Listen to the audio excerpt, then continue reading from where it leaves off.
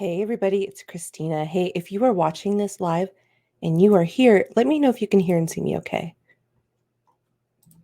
All right, so I'm going to get this pinned in the right place and everybody should be coming in. It looks like people are starting to find the live now. Okay, good. Welcome, welcome. Good morning, good afternoon, good evening. Hi, Kara, good to see you. And let me know in the comments below if you're here, whether you're here watching the live stream or you're watching the replay. Let me know that you're here and that you can see and hear me okay. Thank you so much. Thank you, sound check people. Hi, Kirsty. Hi, Jordan. Lauren, good to see you guys. Hi. I see some of my favorite people starting to come in here. Vila, good afternoon. Tiffany, welcome. Chantel, great to see you. So we have some new and some old faces in here. So that's wonderful. Hi, Davine. Good to see you guys. Okay, looks like everybody's starting to come in. So I figured I would just talk really briefly about what we're doing today, what we're going to be doing this whole week, what this challenge is about, what you're going to get out of it, and that sort of thing. Hey, Vivian. Hey, Amanda. Vivian says, I'm so effing here watching the live stream. I love your enthusiasm, Vivian. Keep it up. Desiree. Therese, hello. Welcome, everybody. Good to see you. Okay, so I just wanted to say, first of all, thank you for coming to this live stream today. I really appreciate you guys. Can you believe that like we are almost done with January? This is crazy, right? Like I know, like when I was looking at my calendar last year and I was like, oh my gosh, like this month is going to go so fast. So has it gone fast for everybody or is it just me? It's gone really, really fast for me. It's actually snowing outside, so today is like the perfect day to do this because it's like I can just be inside and just be warm and cozy and drink my hot tea and just hang out with my favorite people. Okay, good. Thank you so much. Okay, so also another shout out to the people that have invited a ton of their friends over to this group over the last few days. Truly appreciate that as well. Special shout out to Skylar, who invited like 20 of her friends. So thank you so much, Skylar. That was really nice of you. It did. Hi, Kirsten. Good to see you. Renee, hi. Danielle, good to see you.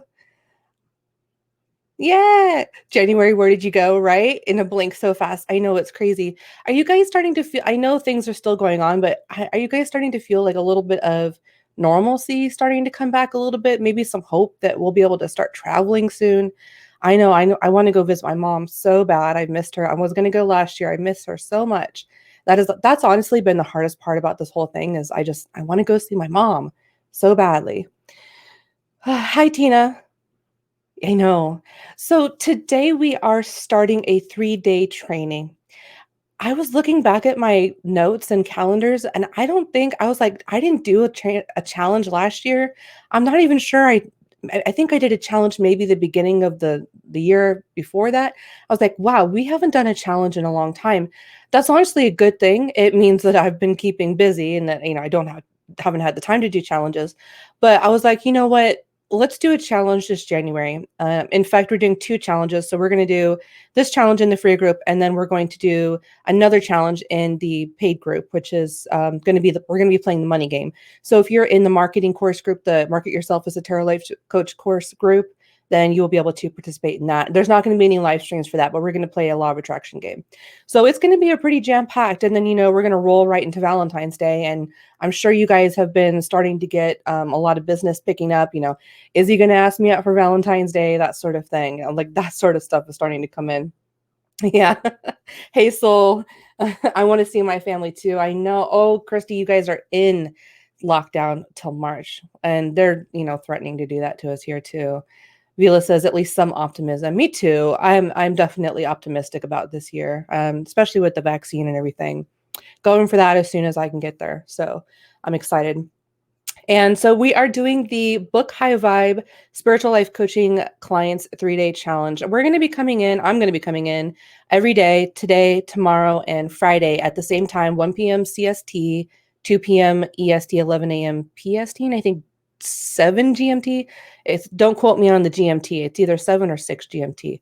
So I'm going to be coming in. We're going to be probably today will be like the longest video because I kind of explain the challenge and how it works and all that sort of thing, and just talk about my story a little bit. But I suspect we'll probably be here for about an hour today, probably probably an hour every single day. So there's probably going to be 3 hours of trainings.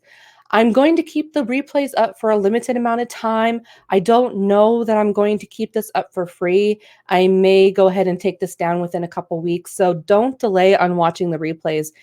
So make sure you watch those as soon as you possibly can, because I would hate for you to start the challenge and then not be able to finish it because now it's in the vault. So yeah, 7 p.m. GMT. Thank you so much, Sol. I appreciate that. And Christy, thank you.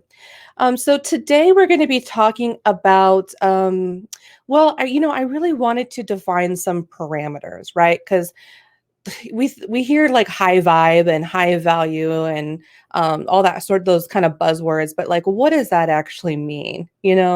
Everybody kind of has their own idea and definition of that, and that's kind of the point. And that's going to be today's exercise is writing out what your idea about being high vibe and being a high value coach is.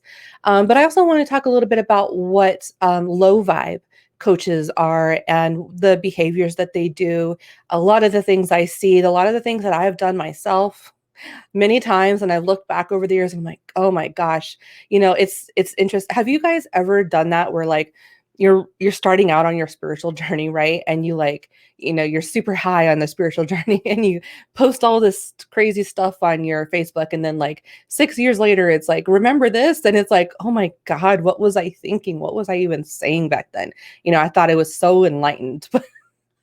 So I'm sure we've all had like those moments where we've been like somewhat maybe embarrassed by some of the things that we've said or did when we were kind of new to the whole spiritual thing. And your business is no different. Your business and your spiritual journey are really one and the same, especially for people like us who are professional psychics, professional tarot readers, numerologists, astrologists, creators. So we we are already like one step in the woo-woo world with our business, but then also there's like the personal development side of it too. And then you have your personal development when it comes to your own personal life and dealing with your own relationships, your relationship with your mom and your dad and your siblings and your life purpose and things like that. And then you have your personal development when it comes to who you are as a community leader, right? Because ultimately here, I think most of us can probably agree that most of us are leaders, are naturally leaders, whether we assume that position or not. Like, for example, if you're constantly asked to come in and fill in at work, or you're just given like managerial positions, or you're given so much responsibility your whole life, right? So it's like you can just kind of tell about people whether you think that you're a leader or some type of pillar in our community or not. Chances are, if you're here listening to this right now, it's because you're attracted to this kind of work, which means that we are leaders. We ultimately, that's what we become. And so there's that whole personal and professional development when it comes to that. And so that's a lot to juggle. That's three different things, that's your personal life, your professional life, and your business. That's like a lot to work on all at the same time. And it can feel really overwhelming at times, right? Can it not? Yes. So people are laughing about, their memories of themselves that's come up, or just reading your old journals and stuff like that. That happens to me all the time. And so that's really what we're going to be talking about. What is really the difference between a high value coach and just a regular coach? And what's the difference between low vibe clients and high vibe clients? There's a lot of ideas out there about that. There's a lot of, I hate to say this, but it's like one of those things that's, especially in the business coaching world. I've been a business coach exclusively now for, I think, 5 years. So let me tell you a little bit about my journey first. And I'll just give you the 5-minute summary version of it. So when Vivian says she feels like low vibe is a state of being many of us fluctuate in and out of, that's exactly right. The extension wiggle, yeah, it is that ebb and flow, that wax and wane between it. It's what we do in those defining moments that matters, and how much love you give yourself when you hit the lows. That's a really great way to put it, Vivian. Absolutely. Hey, Jennifer. Hey, Marlena. Good to see you guys.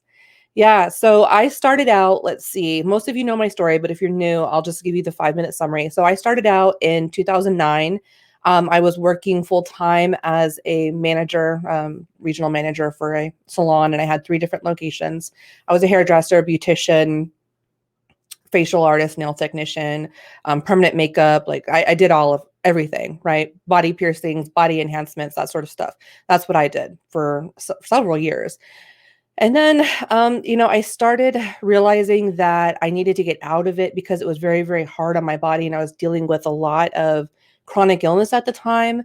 And a lot of you actually, vibe with that because a lot of you deal with chronic illness as well. I'm very, very public about that. I talk about dealing with chronic illness and being an entrepreneur and being an empath and, managing my day to day life as someone who lives with chronic illness. And in fact, a lot of you reach out to me and become clients and students because you also deal with something like that as well.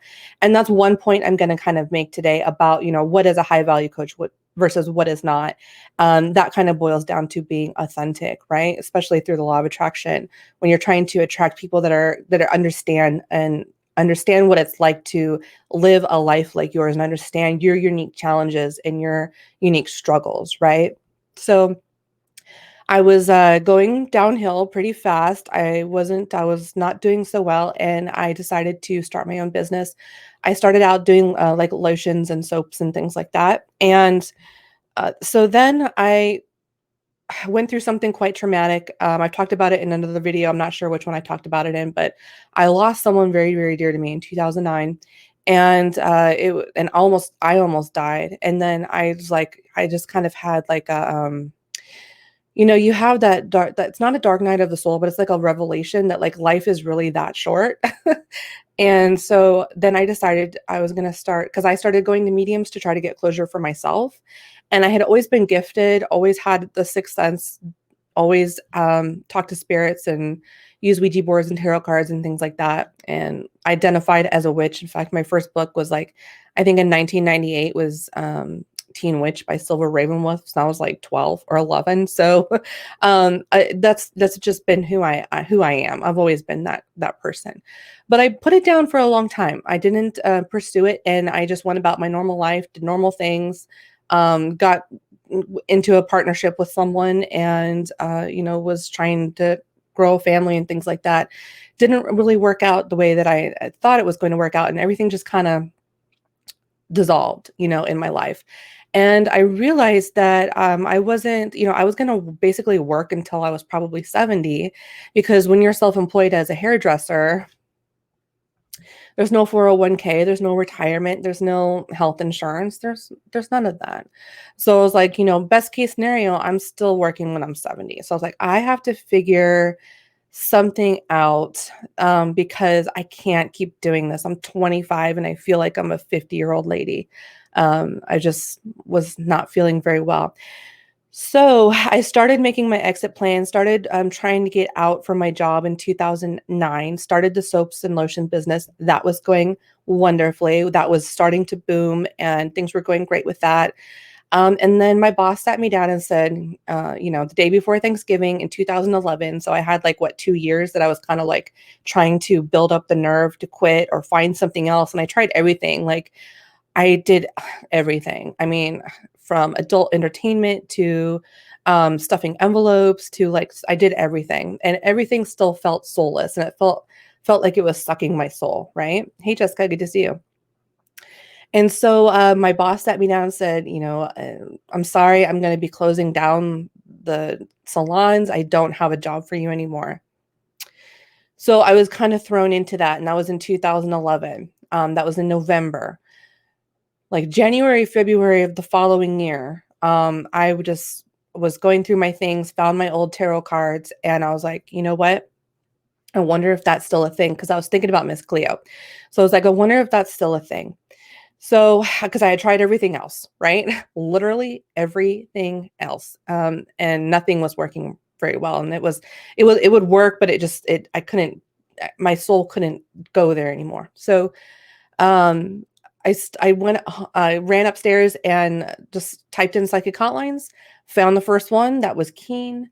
And that part's history. I just started working on there, made like 40 bucks in my first couple hours. And I was like, finally, I have found it. And and I didn't know anything about reading tarot cards. I knew nothing. Like I had never done a reading before.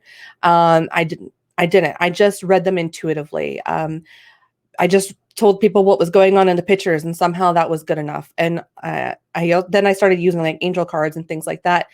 And so I worked on the psychic hotlines for a little while, did that for like 2 years full time. And in the interim of that, I was like, because you guys know how it gets on the psychic hotlines, right? Like you get to this point, like in the beginning when you're trying to set up a tarot business or you're trying to like sell tarot readings, it can feel like it's impossible, like it's super super difficult, but it's not. If you get on Etsy and you get on the psychic hotlines, like that's the way to fast track it. So I have a group, Psychic Hotline School, that you can go into. There's free videos, you can go on there. If you're like not making any money with tarot cards at all, that's the place to start. May not be the readings you want, but it's going to get you the money. And when you have the money coming in, there's something that happens, right? So I was working on the psychic hotlines for a while, and they were kind of making me crazy because it's all about, is my husband cheating on me?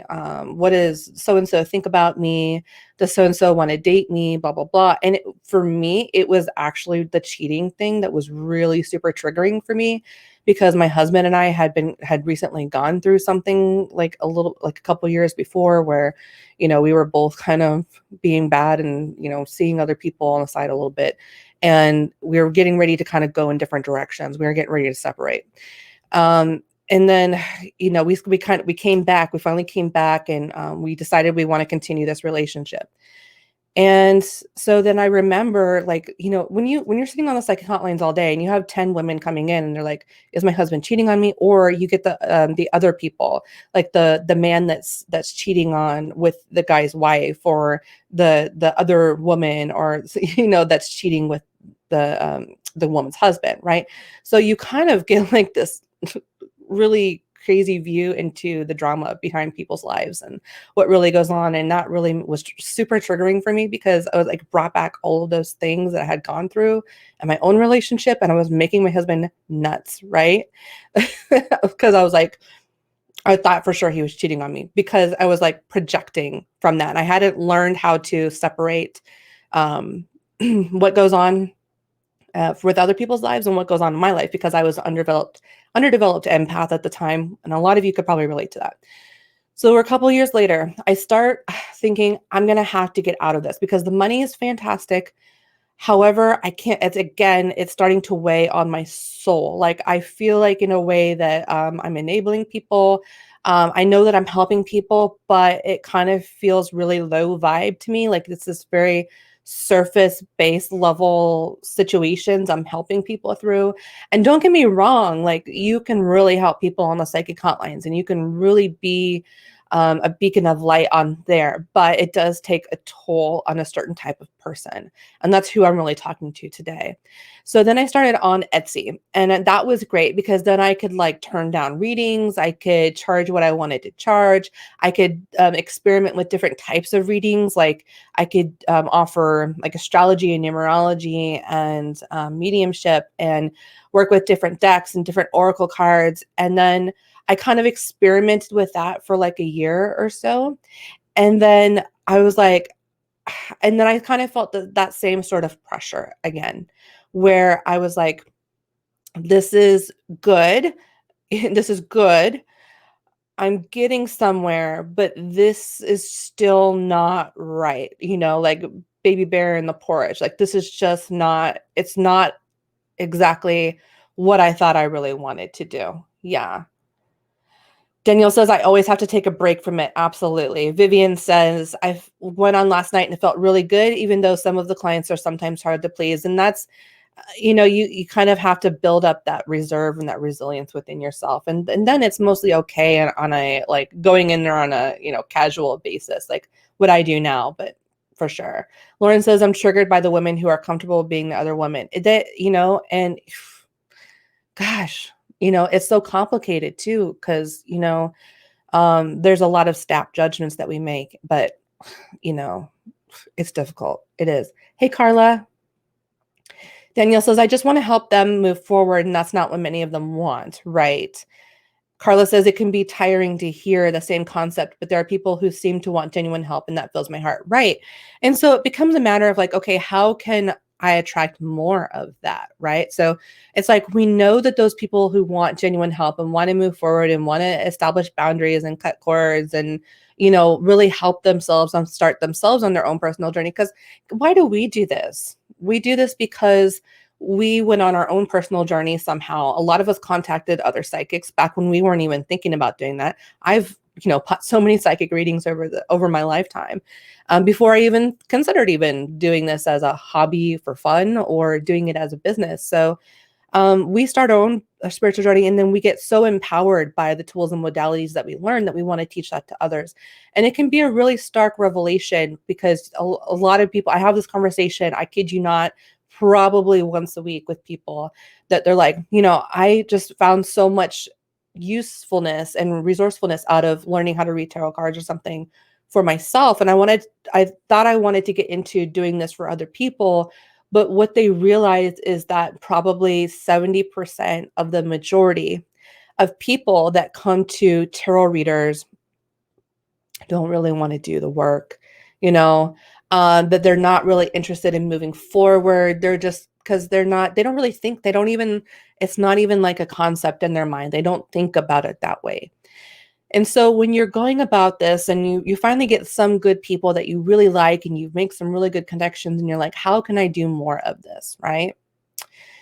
It can feel like that same pressure, that same pressure you felt on the psychic hotlines, right? It's literally like a pressure. It's like a weight that's kind of crushing down on you that you kind of have to break yourself out of. Total Eight of Swords moment, right? And so then I started looking at patterns because intuits are pattern readers, right? We're symbol seekers and pattern readers. And so I started looking at the people that wanted to come to me and what they had in common. Okay, so Janie really likes the angel readings and she really likes to know about angels and she wants to cultivate a relationship with her own archangels, and then she wants to learn how to read her own oracle cards and do readings for her friends and family. That's like who I want to help, right? I don't mind helping the person that just wants to know what so and so is thinking about them, or, when they're ever going to get married or something like that. Like, that's cool and all, I can do it. But there's just something more fulfilling out of helping someone develop their own strategies to help themselves, right? It's an empowering feeling. Yeah. Yeah, and so it's this thing where you're like, "Okay, how do I attract more of this?" So I started looking at it and I was like, this is not a tarot reading is not getting me where I need to go. In fact, the people that I love working with the most are not seeking tarot readings. They're seeking oracle card readings, typically like angel card readings or, things like that. And so I was like, so tarot reading taught me a lot. I can use tarot reading at any time. I've learned a lot about it, but where people actually really want to hire me and work with me and model that type of ideal client that I wanted to attract is through life coaching and not through tarot reading. So that's kind of where I made the shift in, I want to say 2014. I want to say it was 2014. I started getting into spiritual life coaching. And I did that for a while. And, I did like mindset coaching and things like that for a while, but I can never, and I would get really great people, but I would still feel that like I'm not doing enough. Like I'm just not helping people enough, right? Because it only goes so far. So then I decided, okay, I started thinking about those life coaching clients. And I was like, what do they all have in common? And the one question that just makes me so happy, it lights me up. Anytime someone asks me this question, I'm like, yes, this is exactly it. What is my divine life purpose? Right? What is my divine life purpose? That question, like whenever I get someone who asks me that question, like it seems like the floodgates just kind of open up. Like my energy just kind of gravitates towards that person and there's just like this knowing there. So then I decided, okay, I'm going to niche, and tomorrow we're going to be talking more about niching. I'm going to niche into becoming a divine life purpose spiritual life coach. I'm going to niche and help people find their divine life purpose, right? And then through that, then I changed my niche over the next couple years to actually helping people start up their own tarot reading or psychic advising type of business. And then that's how I've gotten to who I am now, 8 years later, full time. And this is the incarnation that you're witnessing now. But I tell you this story because I know there are people that are watching this right now. And they're like, I know there's so many different people. There's so many different types of people out there right now. So there's probably people watching this that read tarot cards or read oracle cards or do some type of psychic advisory, and they're not even thinking. They're like, they kind of tiptoe around wanting us to charge for it or start a business. Those people, I would say, good, get on the psychic hotlines and get on Etsy. And then there's people that are on the psychic hotlines that are like kind of just ready to be done with that and is ready to start their own business. And I would say get on Etsy. Okay. Now there's probably people that are now on Etsy. They've probably, hopefully, maybe are like just working on the psychic hotlines a couple times, a week or maybe a couple times a month. And they're predominantly working on Etsy and they're starting to build up their own business, right? And then we have people that are like, next level to that, and what I would consider now trying to go for that high value status, high value coach status, where you've kind of gone through that similar journey where you started out as a reader and then you started your own business and then you kind of tiptoed into spiritual life coaching. And then now you're like at the point where, okay, I'm not getting either enough clients or I'm still not getting the type of clients that I want. And where that really shifts for people is in what I'm going to tell you guys today is what makes a high value coach, how a high value coach shows up online, how they present themselves and how they position themselves. Because, and then niching is going to be a really, really big part of that. But again, we'll talk about that tomorrow. So where do you guys think, where are you guys at with that? Are you on the psychic hotlines? Are you guys on Etsy?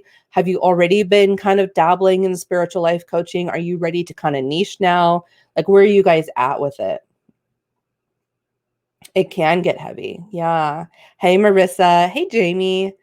Why do you think that shift is happening? I think, Jamie, I think it's because there's a certain type of person that I think there's a certain type of person that starts out as being very wounded in life, like me, like many of the people I speak to. They have abandonment issues, or they grew up as an empath and they went through some type of abusive situation, or they were bullied, or whatever. They understand how cruel the world can be. They have a firsthand experience with that the world can be kind of, a place where it can be difficult. There's a lot of contrast. There's a lot of negative energy out there, and it can really make you feel. Because how long do we go around thinking that we're responsible for that, and then we start realizing that, okay, things happen to me, and this is why I see the world in the way that I do. And I think when we started our own personal journey, it's because we've decided that we don't want to see the world in that way anymore.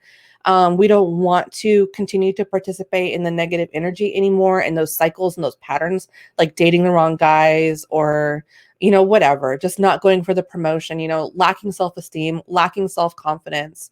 And I think we get to a point where we find that through our own spiritual journey tools to help us along with that, to kind of make sense out of it, to kind of see what the bigger picture is, to kind of rationalize it, and at the very least make peace with it.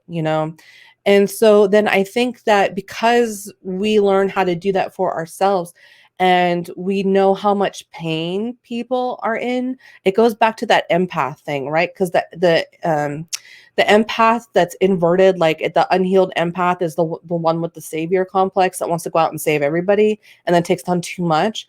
What we really do is we learn how to manage that savior complex as empaths in a more healthy way by turning it into an actual business where we actually help people. So I think that that's what that shift is that we want to give people, we know that people are capable of more. We know that people are in pain. We want to give people the opportunity to have a better life, to get out of that pain, get out of those patterns, and just overall make the world a better place. Because I think a lot of us understand the whole concept of generational healing.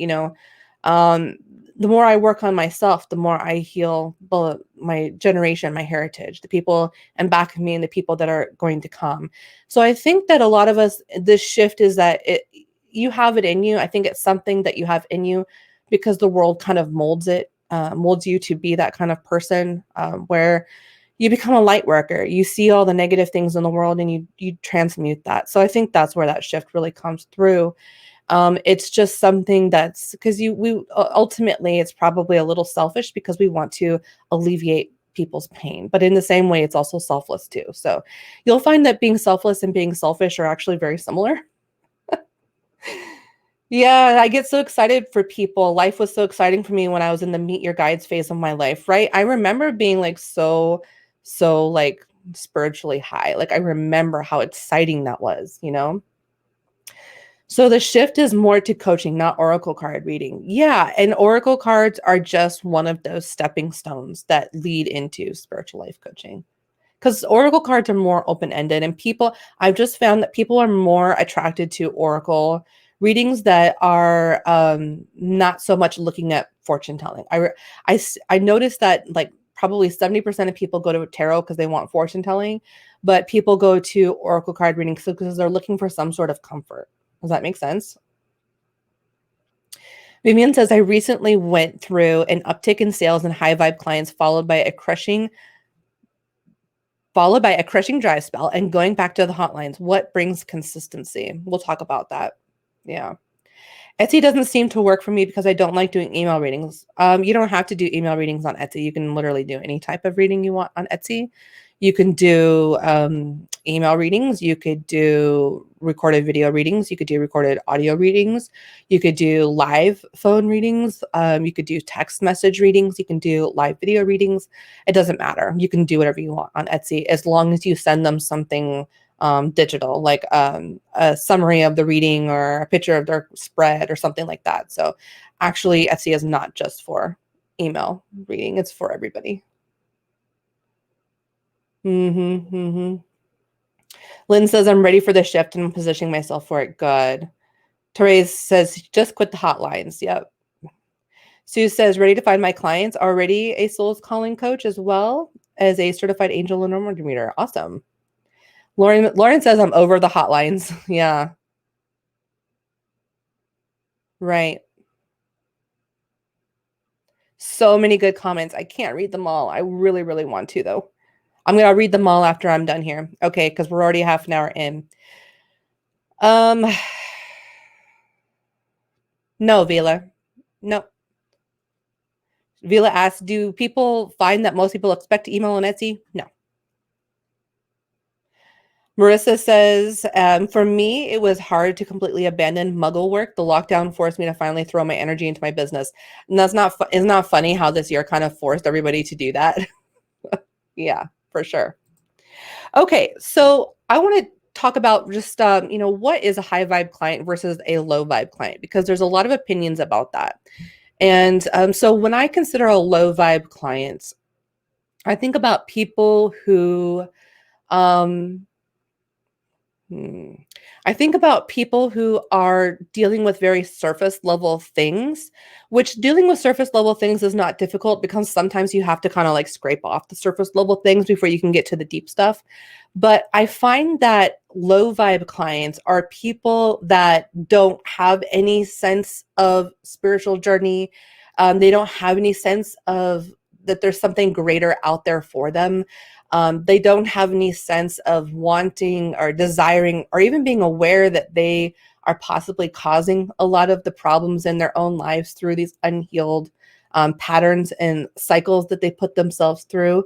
And then also, I really define a low vibe client as someone who doesn't really want to try, right? And sometimes low vibe clients turn out later, many years later, to be awesome high vibe clients. But you're going to find as a coach and as a high value coach that there's this quote that says you can't service everybody. Like your services aren't meant for everybody. And I think that's such an interesting shift when you really start getting into it. Because when you first start, you're like, I'm going to create a reading for everybody. I'm going to be the Walmart of Woo. And I'm going to service everybody. And I'll have a reading. Anybody that wants to come to my shop will be able to get a reading. And then you kind of make this shift where you start wanting something more because the clients that you're attracting aren't really the people that you really want to work with, but you haven't pieced together that it's because of these types of readings that you're offering, because you're trying to appeal to everybody. When you try to appeal to everybody, you appeal to nobody in particular. Okay. That's what niching is. That's what we're going to talk about tomorrow.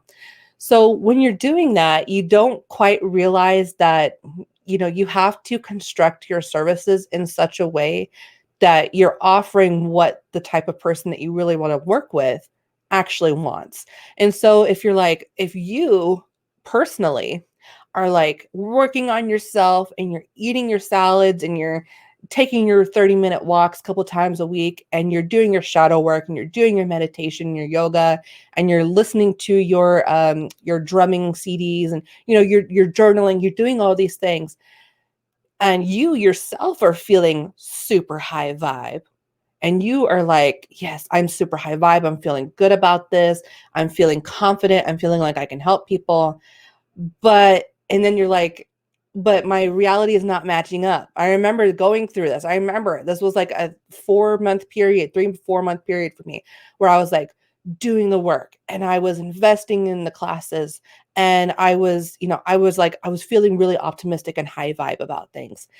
And I remember sitting with my coach on the phone and being like, I'm doing all of these things, but I'm still not seeing that reflected in my reality. And she's like, okay, what are your beliefs? I said, my core belief is that if I work on myself, I will attract the right people, right? Because I believe hard, dedicated work is rewarded. That was my core belief that I was trying to embody. And she's like, okay. Yeah. And when she couldn't figure it out. And so then, now thinking back to this, I was like, so basically what I ended up doing is intuitively I closed down my Etsy shop. I just quit.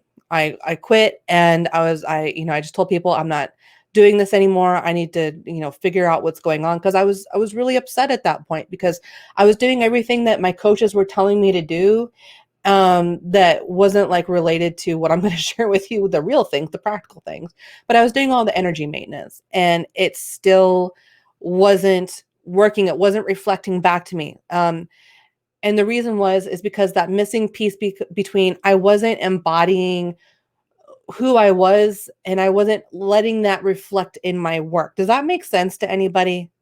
Does anybody understand what I'm saying about that? Like, I was still trying to be fortune teller, Lenormand, service everybody reader, and then while trying to be high vibe in myself, and those two things they were like repelling one another. And I just still felt resentful and jaded and just really ticked off that I was doing all of this stuff and it wasn't working.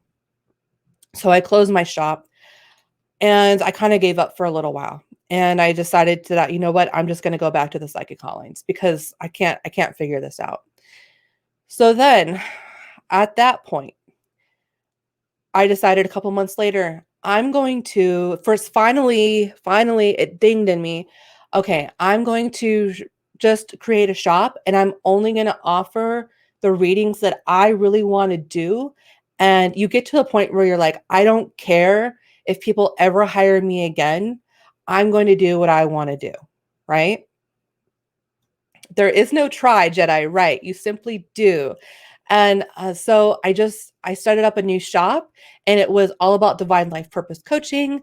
And I also started doing psychic development, because that was like I really loved doing that too.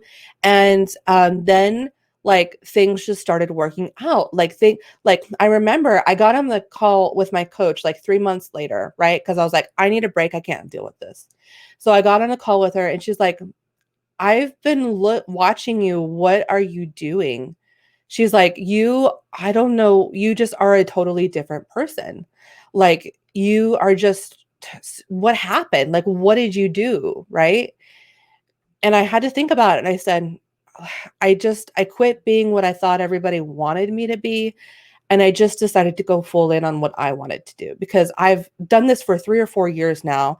I've worked with all these different people. I've had monetary success, but I haven't had that sort of fulfilling success, right? Like I'm building a legacy type of success that I really want to impart on this world. And so that's where things really started changing for me is that it really was a matter of stop doing what you think everybody else wants you to do and just do what you want to do, but do it in a way that and I don't, there's a very thin line between this. Don't do what you think you want to do just because it keeps you small. Like, don't just automatically go back to email readings or just go back to the psychic hotlines. Like, if you have to go there, make a pit stop there, but don't stay there, right? Because you're past that. You're past that vibration now. But challenge yourself and do things that are really interesting. Like, I started, I was, like, for example, I was terrified to get on the phone with people, terrified to get on video with people. And I knew that that's how I was going to make the $200 an hour is getting on video with people and getting on the phone with people because that's what people want. That's what people pay for. So I started attending group coaching and I started buying group coaching and started going. And, the first couple times I wouldn't even show up on webcam. I just, or microphone and I just type into the chat. And then, over time, I just slowly kind of got used to that. And that's why programs and groups like my groups, and that's why, guys, that's why I'm so passionate about what I do because I know that I provide such an amazing value, right? Because I know what it is you guys need to get to that next point. You need that like trial by fire where you're going on webcam and you're doing live streams and things like that because nothing is going to change until you really start doing that, right? And you have to be like totally done with where you are before you can go. You have to like surrender. You have to be like, okay, I'm at peace with that. Like, just screw it. I don't care anymore. And the moment that you stop caring, that's where the magic really does happen. It's like that magic moment for sure. Absolutely. Yes. And so I started doing things that scared me in other ways. All right. That brings us to what are high vibe clients? So, what in your opinion is a high vibe client? In my opinion, a high vibe client is someone who displays no types of codependent behaviors, meaning that when they sit down with me, it's more of a co-creation process. It's not, I am an authority because I'm leading the session, but I'm not interested in that whole guru, like sit at my feet thing. Like I'm not into that. And to me, that's like breeding codependence. I don't like that. As a coach, as a high value coach, I really believe in eventually, if I've done my job correctly and to the fullest of my ability, that there will be some day where you don't need me anymore. And so that to me is a high vibe client. A high vibe client is someone who is also self-directed and self-motivated. Like, let's just be honest, we don't have time to chase people around. High vibe coaches don't chase people. So if you're chasing people, chances are that you're wasting time on people that aren't ever going to give you back in that fulfillment that you will ever try to give to them, if that makes sense. So, not chasing people, being, high vibe clients are people that are self-directed, self-motivated. They have their own reasons for wanting to um, do this transformational journey, right? And it can't be just superficial things. It can't. There has to be a deeper reason. There has to be a bigger why. And so when I'm talking to people, because I have a system that leads them into my one-on-one coaching. I don't want you guys to think that I just take anybody. And actually, these are some really awesome tips that you can actually begin implementing right now. Is stop taking everybody. Stop saying yes to everybody, right? I would say that I say no to probably 70% of people that come to me and want a one-on-one coach with me because I have a very specific process that leads people into that. So for example, my process is they find my free content on YouTube, my high value content on YouTube. And then from there, they come into my group and they kind of get to know the vibe of the group and the like people in the academy and things like that. They probably download some of my free trainings. Like I have a free quiz and like a free course out there, right? That's called an opt-in. It's called a lead magnet. So they find that video magnet, YouTube, lead magnet, the quiz, and the training. And then from there, they either do one of two things. They automatically enroll in my Market Yourself as a Tarot Life Coach program, which is a 6-month program. That's my program that I'm running right now. I will be running that for the remainder of this year. And then from there, they do the homework. And from there, I kind of gauge people. It's kind of a test in a way where I'm like, okay, if you are self-motivated and self-directed enough to do the homework on your own and do the self-study, then you would probably be a good candidate to work one-on-one, right? Because there's an exclusivity to working one-on-one with me. I have standards, and that's what a high-value coach is. Someone who has standards, someone who has boundaries, right? All these very, very important things that we really need to think about. And so from there, once they start getting through the homework and once they do the graduation ceremony with me, then they get added to the wait list to become a one-on-one client. Okay. So if you're making it too easy to get, access to you, or you're making this process like too simple, like you want to find ways to offer your services in other ways. Like you could do email coaching. You could do like reading/coaching. You can sell that on Etsy. Like there are ways that you can go about getting clients, and usually that's through readings. And if you find that you like a client's reading, like you like the answers that they give, or you like the questions that they ask, then you can kind of follow up with that person and be like, hey, would you be interested in life coaching with me, right? So that's like one way you can kind of field people. Now, my process is like really in depth because I've been working on this process for 5 years. So don't think that, this is how it's been for the last 5 years. This is how it's been for probably the last 2 years. And I learned a lot of things when I started my own first courses that I used to do, and psychic development and things like that.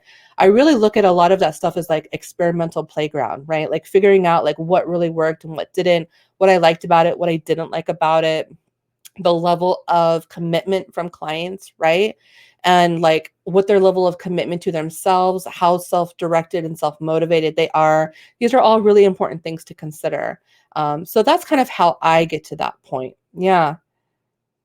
Thank you for including that. Codependent clients who want to make an appointment every other day make me uncomfortable.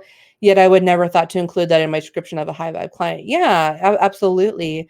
And so I really recommend that you sit down and think about, all of these traits that what you consider to be a high vibe client and what they do and versus what they don't do. So I shared a little bit about what I think high vibe clients are and what low vibe clients are, right? Also, another example of low vibe versus high vibe clients is when people don't do the work. Because, how many times have we said that to ourselves? I wish I could just attract someone that would want to do the work, that wants to do the self-study, that wants to do the exercises, that wants to get the benefits from, like, what you have to offer is really amazing. You know that it works because you've used it on yourself. And again, that's another thing too. If you're trying to sell coaching that you haven't used on yourself, you're probably out of alignment. Probably need to scale it back to something that you have actually you've completed or been successful at in your own life. Okay, that's something I talk about too. We'll talk more about that tomorrow. So there's that part of it. All right. And then the other part is if clients aren't, so there's this weird like straddle that we have to do as a high value coach. Okay. And there's a lot of don't give a F that you also have to do too. Okay. So when I think about high vibe clients, I don't, this might shock you, but I don't believe that a high vibe client is a client that does the work 100% of the time. Okay. Let me explain that. You as a coach are going to put so much emphasis and so much importance on whether of your success of whether someone else does the work, okay, that you point them out to do. And I remember thinking back to, certain examples where I was like, I just don't understand why they don't want to do the work. I don't understand why they just want to come talk to me like I'm their surrogate therapist for, half an hour and talk to me about all this stuff, but they don't ever want to do the work, okay? And there's another entry point for being jaded and resentful, right? And so we have to fix that. We have to fix that because there's a little bit of a dynamic thing going on. So I have people that buy my courses and buy my programs and they just buy it and I never hear from them again. That's it. That's just it. I consider that to be a high vibe client because they're not bringing me their drama. They're not bringing me their excuses. They're not talking about like, and I don't mean to be offensive, but come on, everybody has excuses, right? You either are ready to do something or you aren't ready to do something, and you don't owe anybody else an explanation of that. So that's really comes down to like your own, personal management of your own self, right? So it's like that. And I consider people that just buy my programs and buy my courses and I never talk to them, high vibe, cool. I don't, you're not bringing me your drama and stuff like that. I think you're awesome. Then I have people that come in and they buy the course and like, they start the course and then they do like one lesson a month or something like that, which I recommend doing like one every 2 weeks or once a week. And so they'll do like a lesson once a month or so. And like, it won't seem like they're getting very far very fast, but then as a coach you kind of have to shift out of that and like detach from that because you have to understand that people are going to work at their own pace. And there's a lot to be said about honoring the journey that the length and the time involved and what other people, the length that they take to go through their own journey, right? So you kind of have to pull back on that expectation that people are going to work as quickly as you do. The content, they don't, right? Like, what you're doing, they don't. So some people like will come to my programs and they'll be done in like 3 months. Some people will come in, they'll be done in a month. Some people we've been working on this for 2 years now, trying to get them through the whole course. So you kind of have to honor that, and kind of pull back from your expectations as a high value coach, and letting people go through their own kind of journey. Now, then I have people that come in, and usually nobody here is one of these people because I usually end up kicking them out after a little while. But they come in and, they'll go to the homework section and submit a piece of homework and they don't even talk about the homework lesson. They just talk about all the crappy things that happened to them that week. Okay. I consider that to be a low vibe client. That client would never ever make it into my one-on-one coaching because they're not doing the work, right?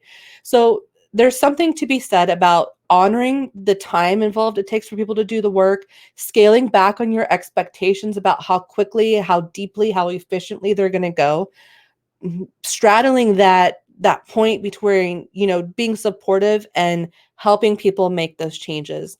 And then being able to recognize someone who just simply works slowly or just who needs a little bit of extra support but is mostly self-directed, okay? High vibe versus someone who just is like they just don't get it. Like they're just so blocked and so in these patterns that they just don't get it and they're not even aware of what they're doing, right?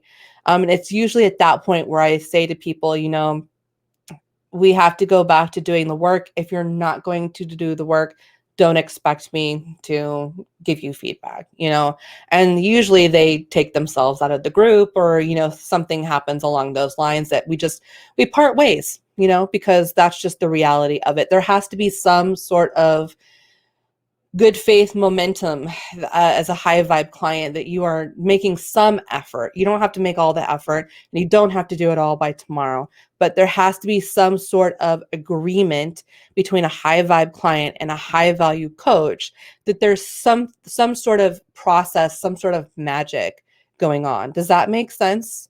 And so that's where you can really understand, having the boundaries of, I know who I serve. I know how I serve them. This is the price point at which I serve people.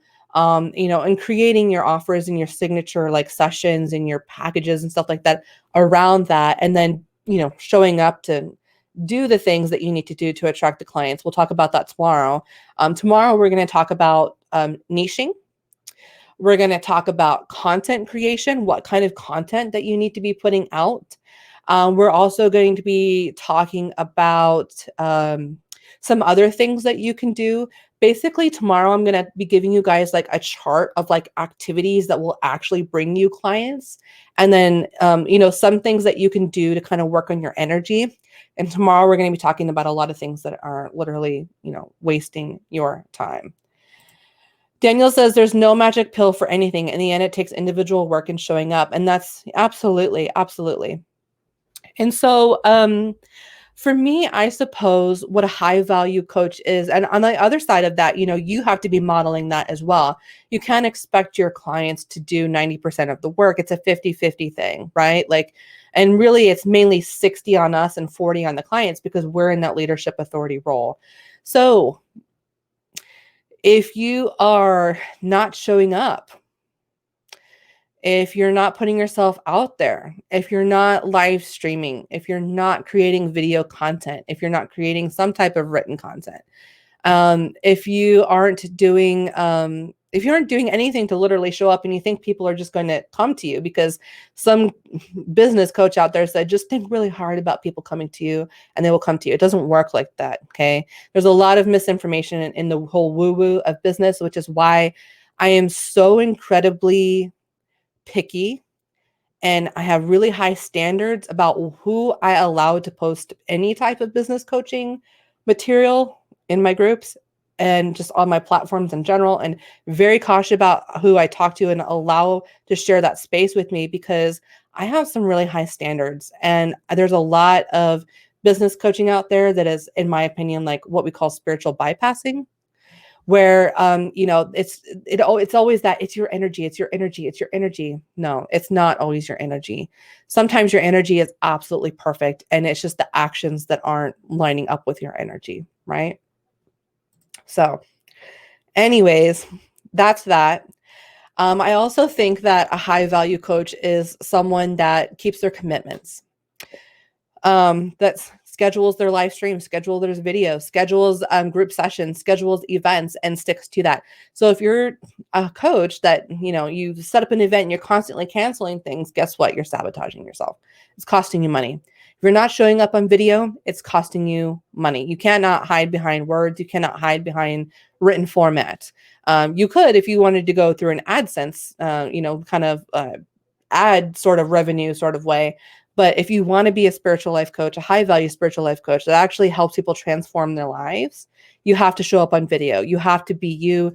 You can't hide behind some cute kitty image on your Facebook. Okay. You have to really own who you are. And it really starts with owning your space. And I understand, like, I get it. It's complicated for people. People have exes, they have stalkers, they have their husbands or wives or politicians and things like that, and they can't be out there. And I don't really have advice for those people because that's a boundary that I have to have. Like, sure, I can help you make money. You can go work in the psychic hotlines, you can work on Etsy anonymously and stuff like that.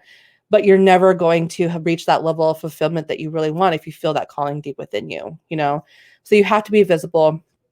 You have to really be dedicated to showing up.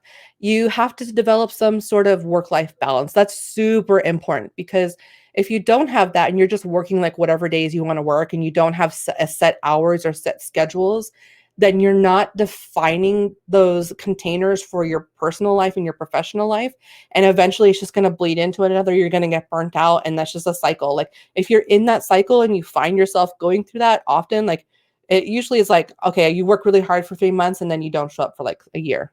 Like we have to break those cycles. You have to learn how to pace yourself. Everybody's pace is going to be a little bit different. People like me who deal with chronic illness, I cannot work 40 hours a week. I can't do it. I'll kill myself if I do it. So I have to find ways to be very, very intentional about how I do show up online. We're going to talk about that tomorrow too. So there's that. I also feel that high value coaches are the type of people that are really optimistic. Now, I am a love and lighter. Like I'm totally in my love and light all the time, but I don't always have to be. I don't require myself to be in that love and light all the time. And I don't find that a high value coach is someone that spiritual bypasses people, blames people for like, well, if you just wanted it to be different, you would just make it different. Or if you really just wanted to lose the weight, you would just lose the weight. Or if you really just wanted to do this, you would just do it. Like I absolutely hate that. Like that is so irritating and annoying to me because it's like it dismisses people. It invalidates their feelings, invalidates their traumas, that sort of thing. So, for me, in my opinion, a high value coach is someone who recognizes both the dark and the light and just kind of sits more on their light than their dark. That's what a light worker is, right? A true light worker, in my opinion, is someone who can be in their dark and be fine in their dark and even have fun and find pleasure in their dark. But they always pull themselves out of that darkness because they know they have a higher mission, they have a higher purpose, they have a bigger why. So, as a high value coach, I really believe that one of the qualities of that is someone who's not love and light all the time. It's not like recognizing that there are, traumas that people go through and that there has to be like a process to healing that. But also just sitting more on your light, your angel on your shoulder is just a little bit louder than your devil. And that's a practice. That's something you have to work on every single day. Like I'll just be completely vulnerable and honest with you guys. Yesterday I was like, trying to talk myself out of doing this. And it's like, because it's going to be a lot of work. I'm going to have to show up 3 days. I'm already busy. Like, how am I going to, manage this? And I was like, you know what? I'm the CEO of my business. I could cancel it. I could schedule it for next week. I can do whatever I want. And that's where that I think that tipping point is. I could do that if I wanted to. But that's not who I want to show up as. That's not the person that I'm trying to become. That's not the role model that I'm trying to be for people who depend on me to be here, who look forward to seeing me, who, are excited about going through this training with me. So there's like an inner dialogue that happens. And even if you don't feel like you're always a high vibe or high value coach, like it's okay. But like what Vivian was saying in the beginning of this live stream is it really depends. It's not so much what you say and the negative feelings that you have, it's how you handle that. Because if you can't coach yourself to show up to your own business, how do you think you're going to coach anyone else to do anything? Right? If you aren't modeling that, like, how do you think you're going to be effective? And that's just the hard truth. You get that? Does that make sense? And Vila says, and crying and feeling anxiety actually won't kill you. Like, I know this is TMI for our guys, but like, I started my period this week and I was like, I don't want to do this, having a meltdown. But here I am. And I'm so happy that I'm here. It's that thing where like you have to be able to self coach yourself. That's where that high vibe coaching really comes in. Yeah. Yeah. Hey, Latonia, good to see you. Good to see you. Does anybody have any questions about today? Okay, so what I would really like for you to do is write in the comments underneath this video. I want you to think of 4 attributes, 4 qualities of what it means to be a high vibe coach. I want you to really, if you want to share, this is a good thing to share because it would help you build up resilience and help you get over your phobia of being visible and being vulnerable. If you want to share, I highly recommend that you do, but think of 4 traits, 4 attributes that a high value coach has that you think you should be modeling in order to attract the type of clients that you want to attract.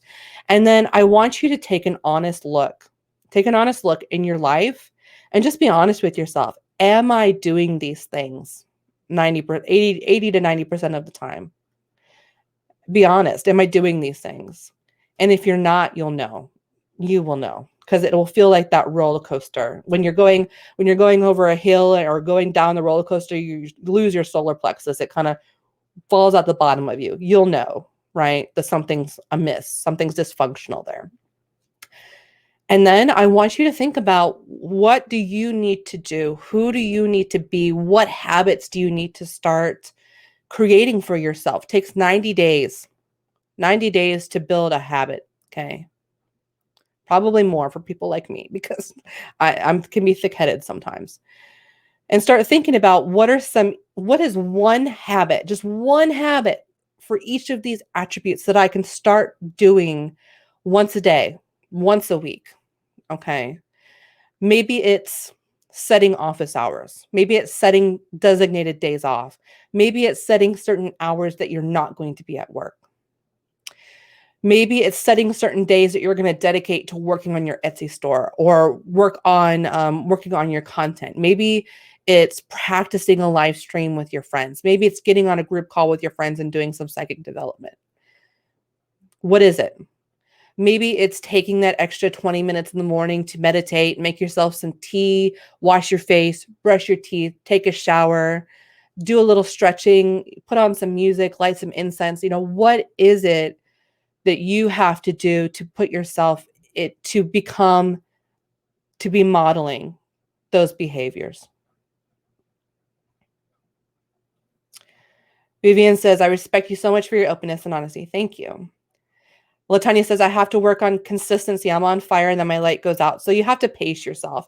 So Latanya, something good. So keep a notebook of all of your ideas. Set aside a certain day of the week that you work on a couple ideas. That's it. That's your hard limit. And every week you look forward to that 2-3 hours that you can work on those ideas. And the other time you're taking care of your family, you're snuggling your kitties, you're going for a walk, you're doing some yoga, you're doing some belly dancing, you're doing whatever Latanya wants to do, right? Set those markers, set those consistent times and availabilities that you have to work on this thing. Yeah, for sure. Jamie says authenticity, energy, journaling, using gratitude, for sure.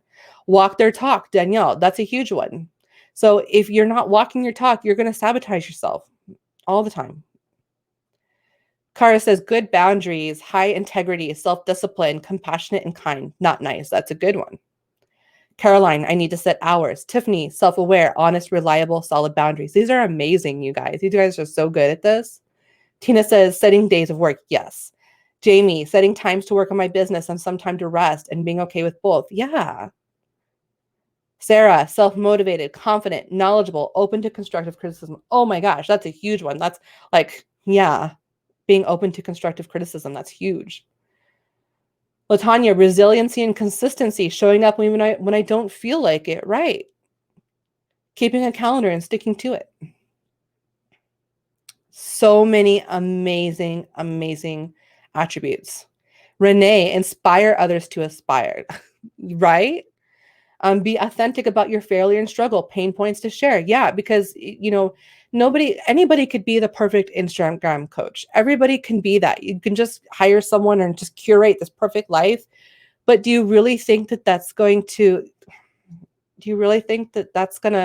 feel good when you get on the call with someone and maybe you've had a crap morning and your kids are screaming and your kid missed the bus and you didn't get to shower and you're just kind of real life, does it feel good to do that? So I'm always 100% on board. Share your struggles, but don't complain. That's a big thing that high value coaches don't do. They don't complain. They take their struggles, they take their pain, they alchemize it, they work on it through their own modalities and their own processes. They come to some sort of turning point and then they share that turning point with people. Unless you have come to a turning point, don't share. Don't talk about your husband who won't put his dirty undies in the laundry basket. Don't broadcast that. Don't talk about the clients that, you had a fight with earlier today. Really manage. You really have to manage the communication that you have, the words that you're putting out there. And that's just one of my pieces of advice. If you haven't reached a turnaround point, baby, it's not ready to share yet. It's not done hatching, right? Yeah. Being willing to ask for help. That's a really big one. Amanda, trust yourself so you can trust yourself in the universe so that you can honor yourself in your journey. Be compassionate, hold your boundaries, keep growing, be okay with criticism and not being perfect, knowing it all. Desiree, having a budget for my business and knowing that I have to invest in myself in order to grow. Yes, you guys are amazing. Does anybody have any questions for me? So tomorrow we will be doing part 2. I'm going to be talking about some income generating activities, what you should be doing, what is a total waste of your time and all of that good stuff. So today was mindset. Tomorrow we're going to talk about practical stuff. All right. Well, thank you so much. If you stayed for this whole training today, I really do appreciate you. If you have friends and that are tarot readers, psychic readers that you think would benefit from hearing this, then please invite them to the group. I would really appreciate that. Yeah, absolutely. You guys are so welcome. Thank you for joining me today. Tomorrow, the same time, I will be here at 11 a.m. PST, 1 p.m. CST, 2 p.m. EST. Wonderful. Thank you guys so much. And I will see you guys tomorrow.